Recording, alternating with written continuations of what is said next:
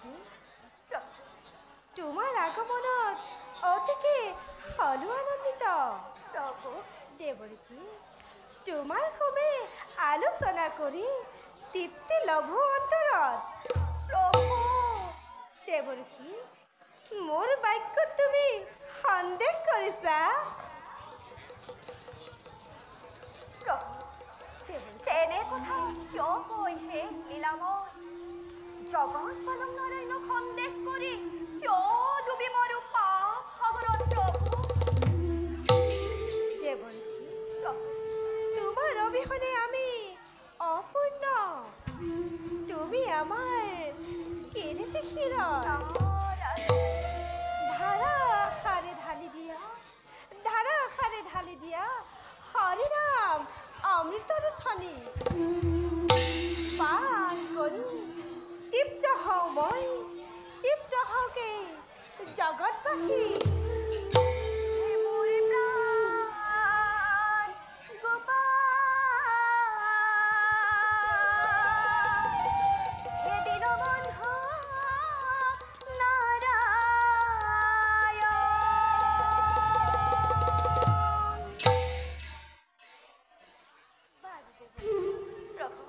এবে কোৱাচোন সৃষ্টিৰ সংবাদ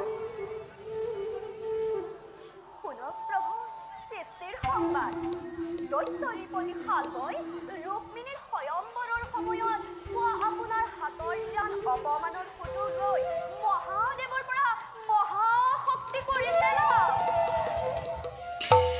ভীষণ দুৰ্যোগ মিলিব জগতত উঠিব তৰংগ কাটিব বসুধা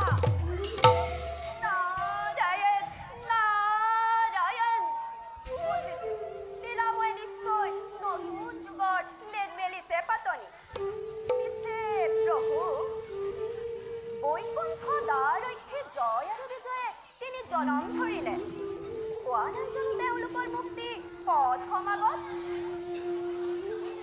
বৈষ্ণৱ দুখ কৰি পতন ঘটিছিল জয় আৰু বিজয় পুনৰ জন্ম লবি মৰ্ত্যৰ ধামত বিষ্ণুবলী ৰূপে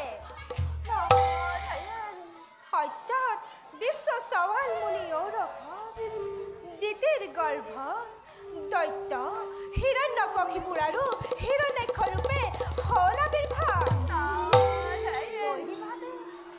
বৈৰীভাৱে চিন্তা কৰা মই বৰাহ আৰু নৃসিংহ অৱতাৰ ধৰি ধাৰণ কৰিলো দুয়োকে নিধন ত্ৰেতাত বিশ্ব সৱাল মুনি ঔৰসত ৰক্ষ কন্যা নৈকশী গৰ্ভ ৰাৱণ আৰু কুম্ভকৰ্ণ নামে লভিছে জনম ৰাম অৱতাৰত দুয়োকে সন্মুখৰণত কৰিলো নিধন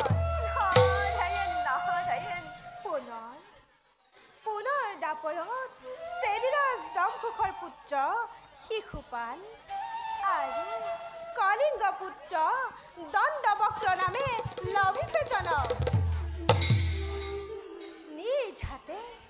নিজ হাতে দুয়োকে কৰি নিধন পুনৰ বৈকুণ্ঠত কৰি স্থাপন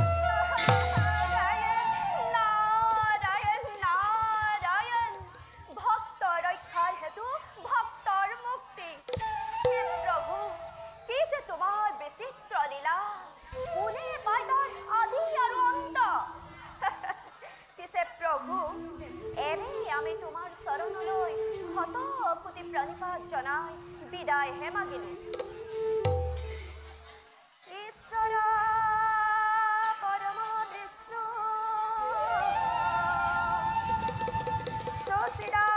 সচিদানন্দ বিগ্ৰহ অনাদি ৰুধি গোবিন্দ সৰ্বকাৰণ কাৰণ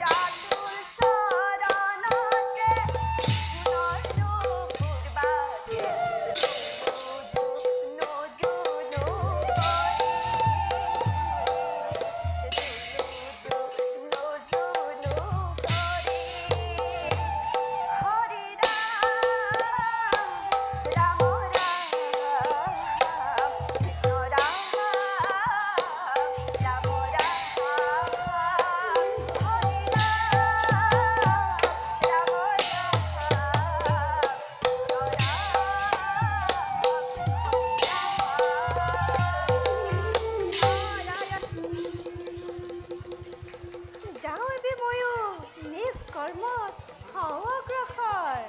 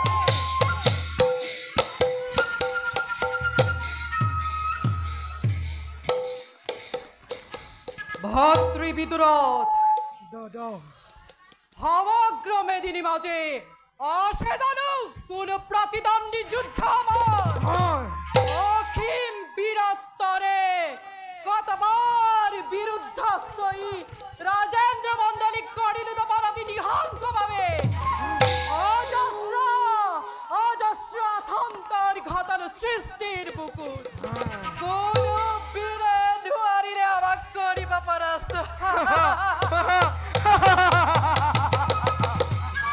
আমার বীরত্বর স্তম্ভিত হয় খুরাখুর বাকি কাল রূপী গ্রহ আখ্যা দিয়ে আবার আমার এই প্রতিদ্বন্দ্বী নিপতি হাকালে আমার রখিম ভক্তিক বাধা দেওয়ার ক্ষমতা নাই কোনো জনার এই জগতর। আমার দুরন্ত বীরত্বে তীব্র তরঙ্গর সৃষ্টি করেছে আকাশে বতাহে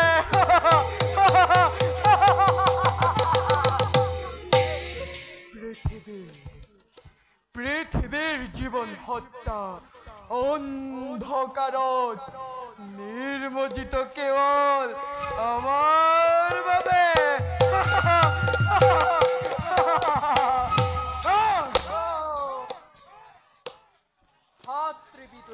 দাদা যদিও মই অধীশ্বর কুরুখ রাজ্যর যদিও সন্ত্রাসিত মোর ভয়ত পৃথিবী মাখি তথাপিতো মন মোৰ অতিকে অশান্ত ভয়।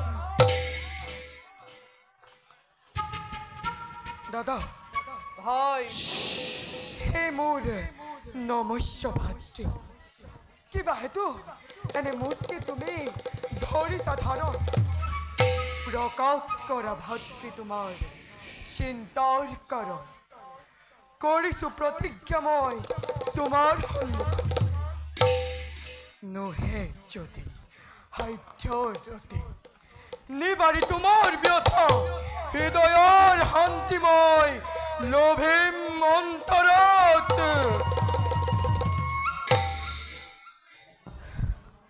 স্নেহৰ ভাতৃ মোৰ দাদা অন্তৰত চলে মোৰ অগণি প্লাৱন আপোন ধিক্কাৰে অন্তৰ মোৰ স্তৰে স্তৰে কৰিছে বিদ্ধ অকৰ্ম নিৰ্জীৱৰ দৰে ৰাজ্যবাদী কৰিছো শাসন দন্তবক্ৰ নামৰ জন অযোগ্য নিষ্প্ৰভ আজি মোৰ বীৰত্ব আৰু পৰাক্ৰম লবলৈ প্ৰতিশোধ এই শিলাময়ী ৰখাল কৃষ্ণৰ ওপৰত কৃষ্ণ লৈছো আশ্ৰয় সুখৰ কুলত বুজিছো দাদা তোমাৰ উন্মাদনাৰ কাৰণ মিছাতে অস্থিৰ নহ'ব দাদা স্বৰ্গৰ ৰজা ইন্দ্ৰতকৈও শক্তিশালী তুমি তেনেস্থলত কিয় চিন্তা কৰা সেই ৰখাল কৃষ্ণৰ বাবে ভাই দাদা মনত পৰে যদি মোৰ সেই ৰখাল কৃষ্ণৰ নাম কৃষ্ণ তুমি জ্বালিওতে প্ৰতিশোধৰ দাবানল কৃতজ্ঞৰ দৰে সকলোৱে কয় কৃষ্ণ হেৰু জগতৰ ঈশ্বৰ কোৱা ভাই কোন হাতে স্বীকাৰ কৰো মই কৃষ্ণ হেৰু জগতৰ ঈশ্বৰ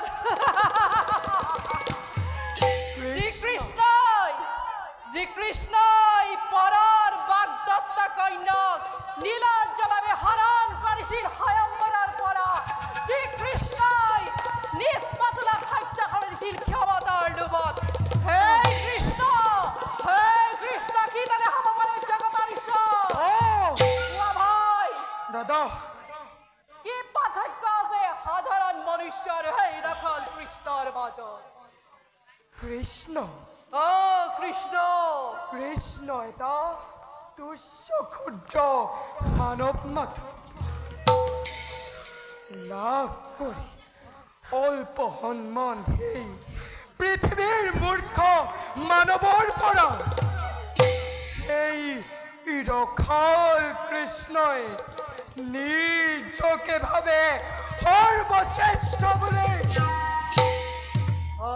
হে দাদা কিন্তু এইবাৰ অসহ্য নোৱাৰো সহিব আৰু সেই পাখণ্ডৰ অহংকাৰ অজ্ঞা দিয়া দাদা আকাশ বতাহ স্বৰ্গ বৈদ্য কম্পিত কৰি বিশ্বজয় দন্ত বৰ্কধ্বনিৰে চাৰিওদিশে তৰংগৰ সৃষ্টি কৰি আগবাঢ়ো আমি দৰকাৰ নগৰে যাদৱ বংশ ধ্বংস কৰি যাদৱৰ অভিমান মাটিত মিলাই নিৰ্শেষ কৰোঁ হে কৃষ্ণৰ জীৱন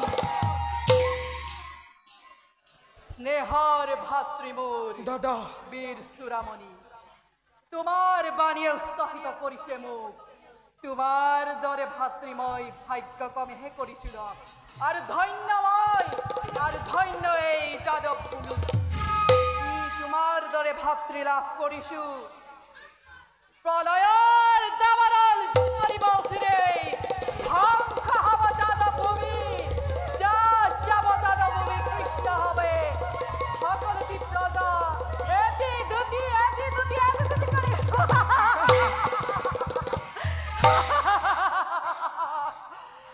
অহংকাৰী যাদৱ আৰু নিৰ্লজ কৃষ্ণ সাৱধান আৰু সেই জগতবাসী সকলোৱে স্থিৰ হৈ চাবা শেষলৈ কিদৰে আমি দুই ভাতৃয়ে এক কৰোঁ কৃষ্ণৰ জীৱন। বলা ভাই দাদা। আমি নিজ নিজ কর্তব্যত হও অগ্রসর আর কৃষ্ণ পাই হা হামদার। কৃষ্ণ কৃষ্ণ কৃষ্ণ কৃষ্ণ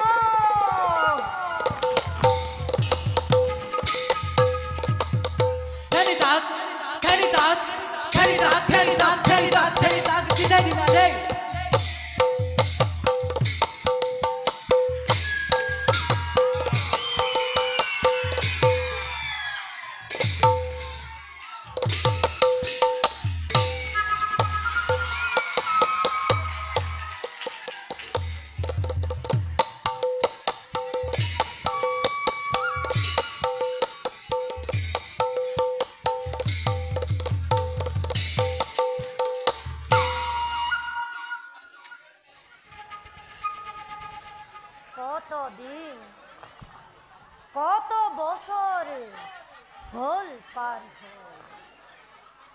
তথাপিও দৈত্যপতি নাহিল উভতি লীন তপস্যা আদি দৈত্যৰাজে তপস্যা পৰিপূৰ্ণ হৈ যিদিনা ঘূৰি আহিব দৈত্যৰাজ সিদিনা কিমান যে আনন্দ লাগিব মোৰ মনত। স্বৰ্গ মৰ্ত্য আৰু পাতাল সকলোতে দিগ্বিজয় কৰিম উত্তাপ। তাৰ নিমিত্তে অধীৰ ভাৱে আছো মহাৰাজৰ আগমনৰ বাবে। সেনাপতি দুমন্ত দৈত্যৰাজ আপুনি আজি দেখোন দৈত্যৰাজৰ অপাৰ আনন্দ। আনন্দ কৰা সেনাপতি আনন্দ কৰা উৎসৱৰ আয়োজন কৰা হ'ব ৰাজ্যত আনন্দৰ হিল্লোলে মন প্ৰাণ মোৰ উতলা কৰি তুলিছে। কিহৰ নিমিত্তে জানিব পাৰোনে দৈত্যৰাজ?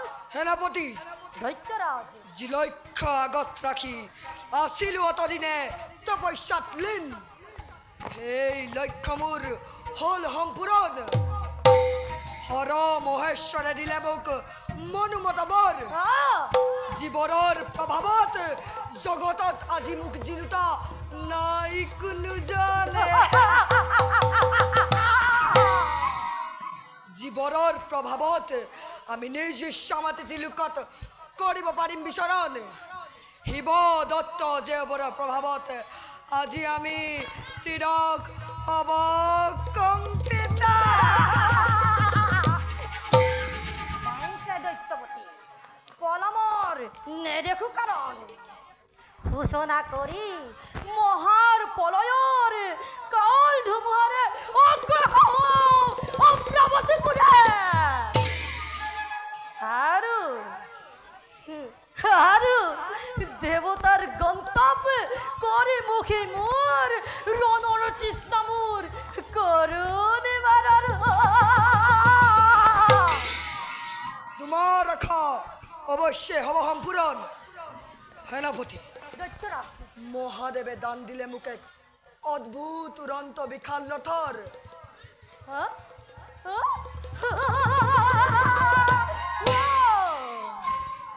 যি ৰথত উঠি আমি নিজ ইচ্ছামতে লোকত কৰিব পাৰিম বিচৰণ। আজি আমাৰ নামত তিৰক অৱকম্পিত।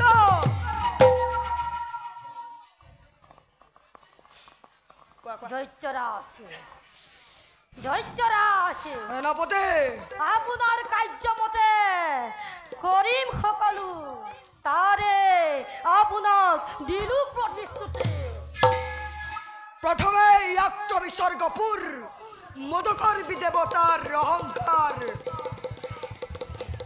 ধূলিৰ লগত মিলাই বিতাড়িত কৰিম সিহঁতক অমৰাৱতীৰ পৰা। তাৰ পাছত কৃষ্ণ কৃষ্ণ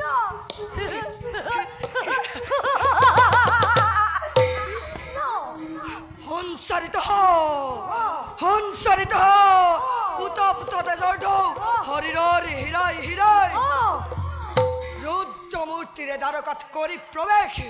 কৃষ্ণৰ বুকুৰ অমৃতত স্নান কৰি শীতল কৰি মোৰ উতপ্ত শৰীৰ। বল সেনাপতি ৰণসজ্যাৰ দিশে হওঁ অগ্ৰসৰ।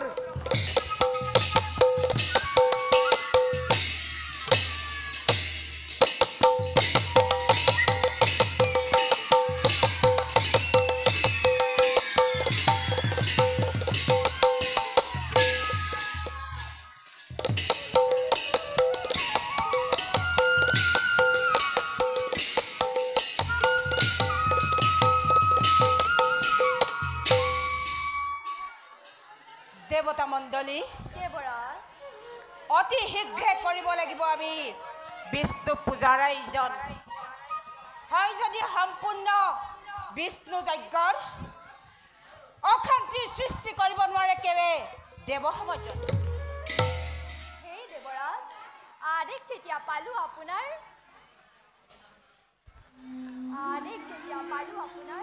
অৱশ্যে কৰিম বিষ্ণুৰ যজ্ঞ। সমুদেৱ মণ্ডলী হৈ নিজ নিজ পালি অহাতৰে যজ্ঞ সম্পূৰ্ণ কৰিম নিশ্চয়।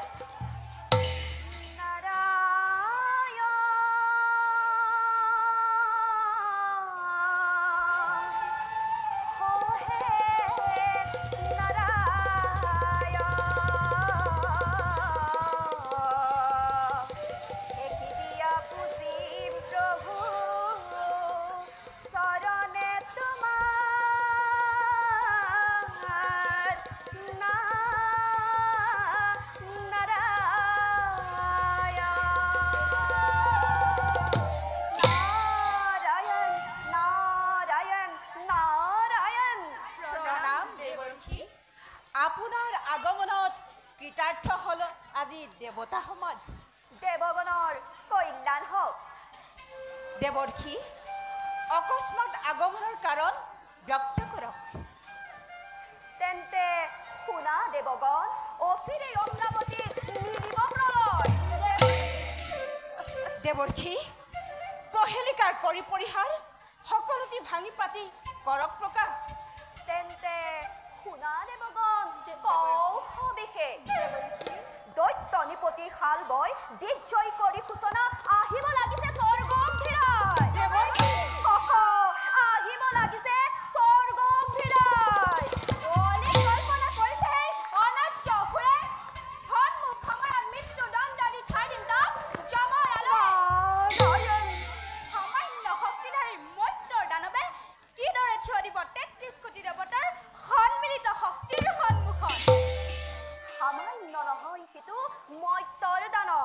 দেৱৰক্ষী কঠোৰ তপস্যাৰে তুষ্ট কৰি দেৱ বহুমতীক তলৈক্য বিজয়ী বৰ লাভ কৰিছে। আৰু কি দেৱৰক্ষী?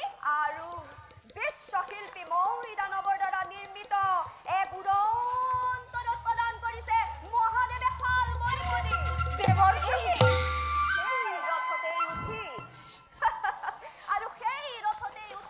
যিকোনো স্থানতে যিকোনো সময়তে হ'ব পাৰে উপস্থিত।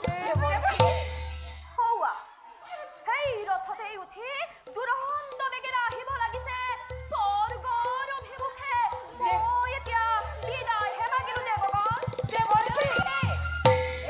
শুনা পুৰন্দৰ মোহৰাবা সানা।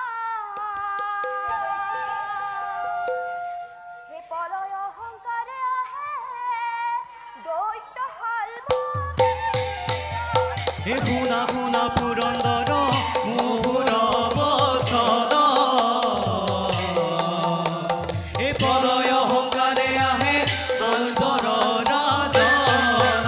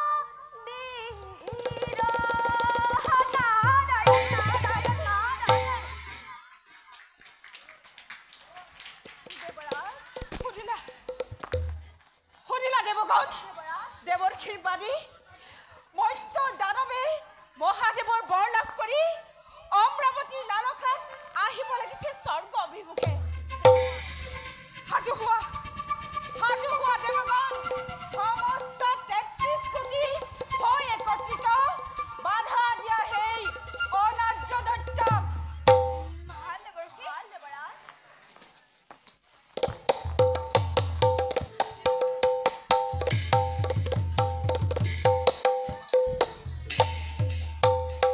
কৃষ্ণ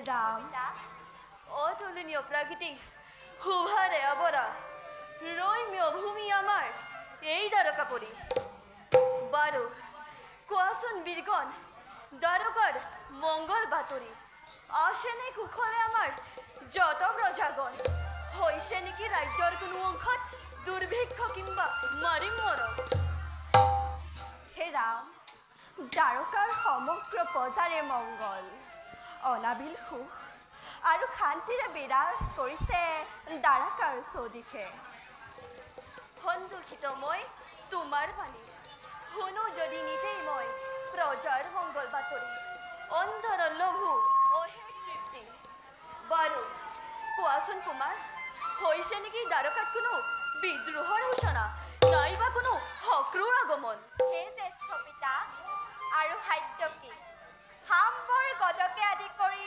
মহা মহা বৃগণ থাকোঁতে বৰ্তমান কোনে কৰিব পাৰে অপকাৰ এই যাদৱ নগৰী তথাপিতো যদি কোনোজনে কৰে বিদ্ৰোহৰ সূচনা পৰাজিত কৰি তাক সন্মুখ সমৰত উচিত শাস্তি কৰি বিধান হে ৰাম বিশাল সাগৰ অতিক্ৰম কৰি নোৱাৰে পকিব শত্ৰু দ্বাৰকা নগৰীত তথাপিতো যদি আহে কোনোজন দ্বাৰকাৰ সীমা নৌ পাওঁতে পঠাম তাক যমৰ ভৱন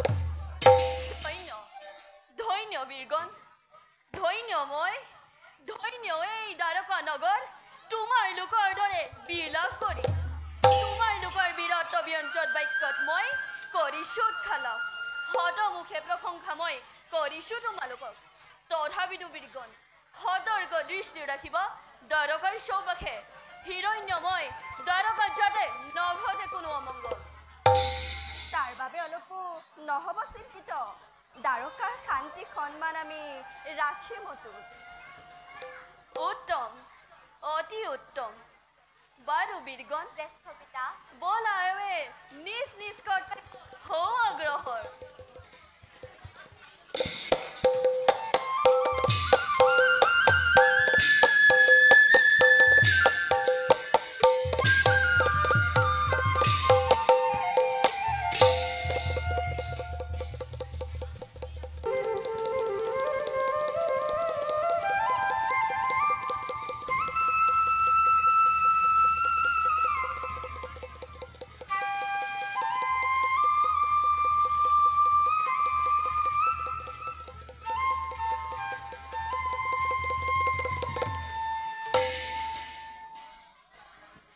ভকত বৎসল কৃষ্ণৰ সাধক মই প্ৰভু, তোমাৰ চৰণত জনাইছোঁ মই সেৱা। হে প্ৰভু, বুজিব পাৰিছোঁ মই ভূমিহৰণৰ হেতু তুমি দৈৱকীৰ গৰ্ভই জনম লৈছিলা।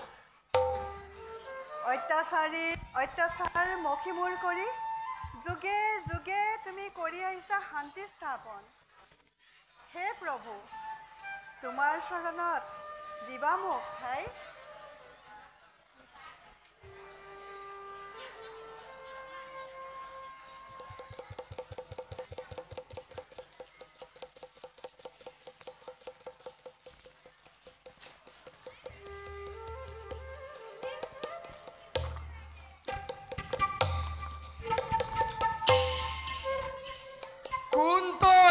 পাখণ্ড অধম, কিবা একো উচ্চাৰণ কৰিছ হে কৃষ্ণৰ নামে কলিংগ ৰাজ্যত। বন্ধ কৰ কৃষ্ণৰ নাম নতুন। হে বীৰবৰ, মই এজন নিৰ্কিন ব্ৰাহ্মণ, কৃষ্ণৰ সাধক মই। তুমিও লোৱা কৃষ্ণৰ নাম, লোৱা এই নিৰ্মালী। পূজাৰ নিৰ্মালী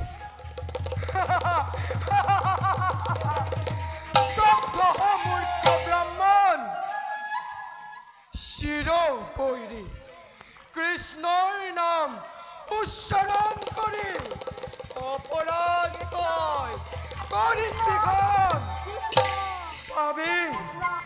পাবি তাৰ সমুচিত সফল। মুহূৰ্ততে বন্দী কৰি লৈ যাম তোক ভাতৃৰ সমীপে, তেওঁৱেই কৰিব তোৰ উচিত বিচাৰ। কৃষ্ণ, হে কৃষ্ণ, কৃষ্ণ কৃষ্ণ প্ৰভু, সামান্য ব্ৰাহ্মণ হৈ তোৰ ইমান অহংকাৰ। বল এতিয়াই হ'ব তোৰ উচিত বিচাৰ।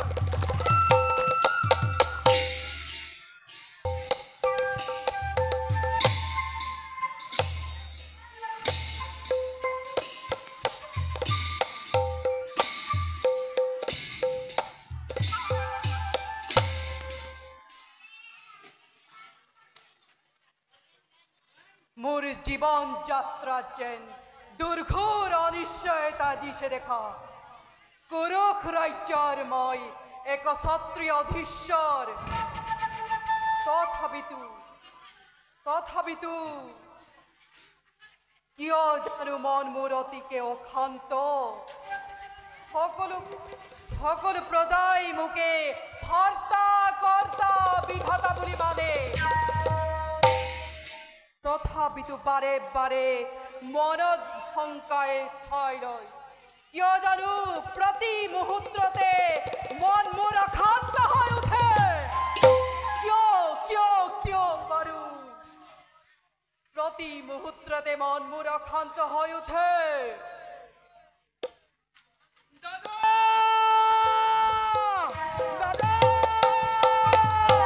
দাদা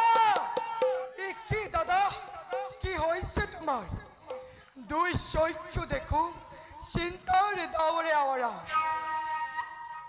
ভাই দাদা নুবুজো কিয় চাৰিওফালে অমংগলৰ চিহ্ন, কিয় জানো মন মোৰ অশান্ত, চাৰিওফালে অমংগলৰ চিহ্নে মোক ঘাৰি ধৰিছে, বিঘ্নিত হৈছে মোৰ শান্তিত ভয়। দাদা এনে বীৰত্বহীন কথা তুমি নিৰিবা প্ৰশ্ৰয় দূৰ কৰা দাদা শৰীৰেৰ সমস্ত দুৰ্বলতা। সঁচা ভাই, মই দুৰ্বলতা দূৰ কৰা উচিত।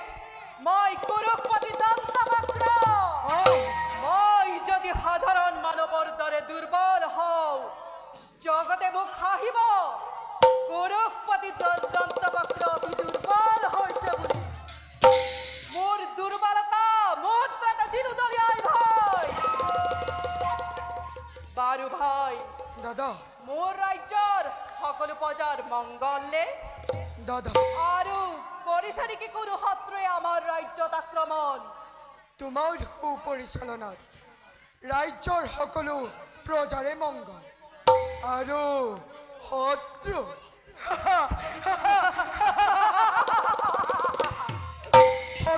শত লক্ষ শত্ৰু একত্ৰিত হৈ কৰে যদি আক্ৰমণ আমাৰ ৰাজ্য। বিদুৰ দন্তবক্ৰ